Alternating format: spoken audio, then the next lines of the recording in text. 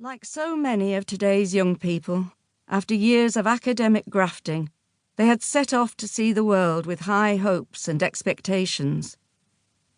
They had been found, tortured, bound, and weighted down with heavy engine parts from which they had come adrift, and Peta had a plastic bag over her head. Receiving such devastating news was like a bomb exploding in our family. Why such a ghastly fate should befall them haunted us for 38 interminable years. It was inexplicable and devastating. Time blunts the intense, searing pain of bereavement, but what remains is a dull, throbbing ache, a longing for what might have been, and the knowledge that a life with them in it would have been so much richer for us all. You never lose that sense of loss, even decades on. There was some talk of revenge being needed for closure, and, whilst I can't deny a strong longing for justice, there is also a desire to still the mind from constantly asking the question, why? Your brain yearns to compute and make sense of such a tragic, senseless waste of life. Distracted for a while, one's thoughts are constantly dragged back, like some beast hauling its quarry into its lair, to the nagging question, why? There is, however, one thing worse than not knowing why a loved one has died. It is being stuck in limbo, not knowing if they are alive or dead, but classed as missing. It's a horrible word, and one that curdles the blood and sends shivers down the spine of any parent.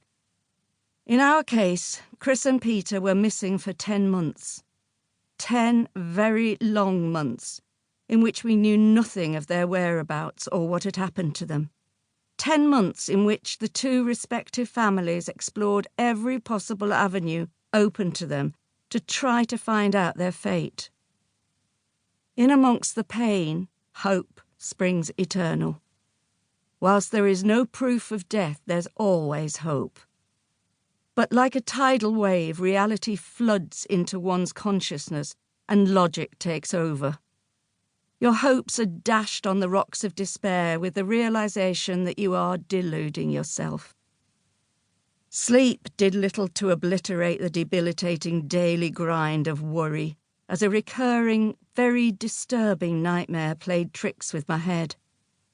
I dreamt that Chris had returned home, alive and well, and we held a family celebration.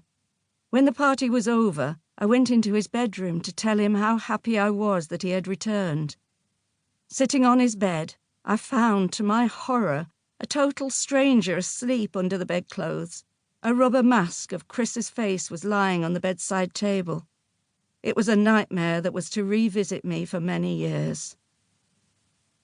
Daylight and awake, doubts that start as a whisper steadily mount into a deafening crescendo, bombarding and assaulting every thought.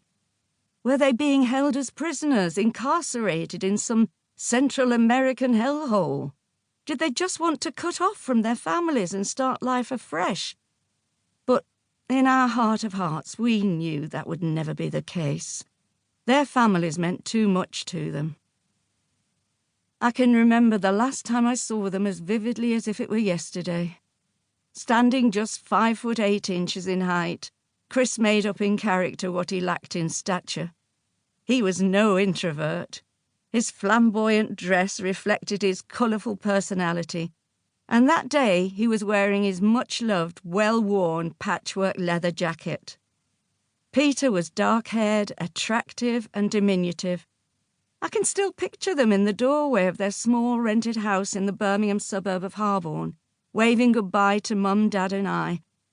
It was the beginning of December 1977, and they'd spent their last weekend in the UK, saying their farewells to their respective families before embarking on their long-held plan to travel the world for a year. They were leaving the next morning for Heathrow to fly to Australia. Fighting back tears, Mum gave Chris one last hug and said, "Keep in touch."